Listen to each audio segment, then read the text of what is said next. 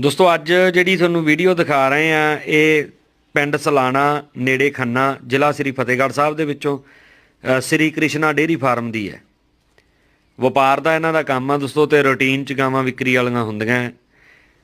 ਨਾਗ ਇੰਨੇ ਕੁ ਹੁੰਦੇ ਆ ਵੀ ਜੇ ਕੋਈ ਵੀਰ ਨੂੰ ਇੱਕ ਗਾਂ ਨਾ ਪਸੰਦ ਆਊ ਤਾਂ ਦੂਜੀ ਜ਼ਰੂਰ ਪਸੰਦ ਆ ਜੂ, ਕਿਉਂਕਿ 35-40 ਗਾਵਾਂ ਹਰ ਟਾਈਮ ਮੌਜੂਦ ਰਹਿੰਦੀਆਂ। ਅੱਜ ਦੀ ਸ਼ਾਰਟ ਵੀਡੀਓ ਦੇ ਵਿੱਚ 2 ਵਹਿੜਾਂ ਦੇਖੋ ਜਿਹੜੀਆਂ ਬਿਲਕੁਲ ਤਾਜ਼ੀਆਂ ਸੂਈਆਂ। ਇਹਨਾਂ ਦੋਨਾਂ ਨੇ ਵੱਛੀਆਂ ਨੂੰ ਜਨਮ ਦਿੱਤਾ ਹੈ।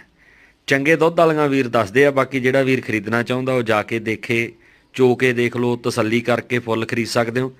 ਰੇਟ ਜਿਹੜਾ ਰੱਖਿਆ ਉਹ 3 ਲੱਖ ਰੁਪਇਆ ਇਸ ਜੋੜੇ ਦੀ ਡਿਮਾਂਡ ਹੈ। ਕੱਲੀ ਦਾ ਰੇਟ ਤੁਸੀਂ ਅਲੱਗ ਤੋਂ ਪੁੱਛ ਲਿਓ।